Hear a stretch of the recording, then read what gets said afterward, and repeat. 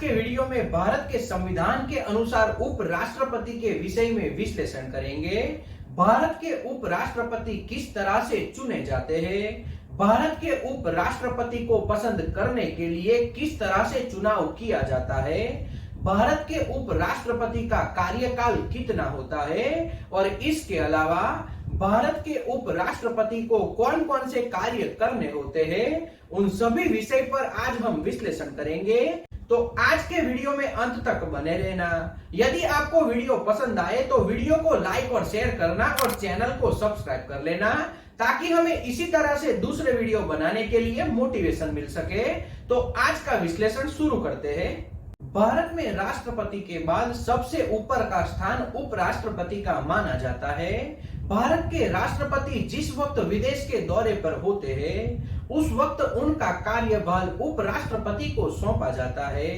भारतीय संविधान के आर्टिकल 63 के अनुसार उपराष्ट्रपति के चयन की बात बताई गई है। यानी भारतीय संविधान के अनुसार राष्ट्रपति के स्थान के बाद दूसरा मुख्य स्थान उपराष्ट्रपति का माना गया है। उपराष्ट्रपति भारत में राष्ट्रपति के बाद सबसे बड़ा संवैधानिक पद है। इस तरह से भारतीय संविधान के आर्टिकल 64 के तहत भारत के उपराष्ट्रपति को अपने पद पर रहते हुए भारत का उपला गृह यानी कि राज्यसभा के अध्यक्ष के रूप में कार्य करना होता है और इसके अलावा किसी भी जगह पर उनको कोई भी फायदा पहुंचे ऐसा कोई भी कार्य नहीं कर सकते। यानी कि उपराष्ट्रपति दूसरे किसी भी पद पर कार्य नहीं कर सकते। इसी तरह से भारतीय संविधान के आर्टिकल 65 के तहत यह भी स्पष्ट बताया गया है कि जिस वक्त उपराष्ट्रपति के पास राष्ट्रपति का कार्यभार होगा, यानी कि भारत के राष्ट्रपति किसी विदेशी दौरे पर या छुट्टियों पर होंगे, ऐसे में उनका कार्यभार उपराष्ट्रपति को सौंपा जाएगा और राष्ट्रपति के पद पर रहते हुए उन्हें राज्यसभा के अध्यक्ष के रूप में कार्य नहीं करना होगा। तो सरलता से समझिए, भारत के राष्ट्रपति छुट्टी या विदेशी दौरे पर होते हैं, ऐसे में भारत के उपराष्ट्रपति को राष्ट्रपति की जगह पर कार्य करना होता है और उस वक्त वह राज्यसभा के अध्यक्ष के रूप में कार्य नहीं करेंगे और इतने टाइम के लिए वह राज्यसभा के अध्यक्ष के रूप से अलग वेतन भी नहीं लेंगे। यानी कि वह राष्ट्रपति होंगे उतने टाइम तक वह उपराष्ट्रपति के तौर पर कोई भी कार्य नहीं कर सकते और वेतन भी नहीं ले सकते। तो इस तरह से भारत के उपराष्ट्रपति एक ही पद पर कार्य कर सकते हैं और एक ही पद का वेतन यानी कि तनख्वाह ले सकते हैं। इससे आगे समझते हैं, भारत के राष्ट्रपति का पद खाली होता है, यानी कि भारत के राष्ट्रपति अपने पद से इस्तीफा देते हैं या फिर उनकी मृत्यु हो जाती है। तो ऐसे में जितने दिन तक राष्ट्रपति का पद खाली रहता है उतने दिनों तक उपराष्ट्रपति राष्ट्रपति के रूप में अपना कार्यभार संभालते हैं और जब भी राष्ट्रपति अपना कार्यभार संभाल लेते हैं उस दिन से उपराष्ट्रपति वापस भारत के राज्यसभा के अध्यक्ष के रूप में अपना कार्यभार संभालते हैं। तो इस तरह से भारत के उपराष्ट्रपति को अपना कार्य करना होता है। अब हम जानते हैं भारत के उपराष्ट्रपति का चुनाव किस तरह से किया जाता है। भारत के उपराष्ट्रपति के चुनाव में जो भी व्यक्ति अपना नामांकन करना चाहे वह कर सकता है। इसके लिए वे भारत का नागरिक होना चाहिए, उसकी आयु 35 वर्ष से ज्यादा की होनी चाहिए और वह सबसे जरूरी राज्यसभा के सदस्य के रूप में उसका चयन किया होना चाहिए, यानी कि वह राज्यसभा का सदस्य होना चाहिए। इसके अलावा भारत के उपराष्ट्रपति के चुनाव में जो भी नामांकन करता है वह किसी भी राज्य के विधानसभा या लोकसभा का सदस्य कभी भी नहीं होना चाहिए, यानी कि वह राज्यसभा के सांसद के रूप में ही होना चाहिए।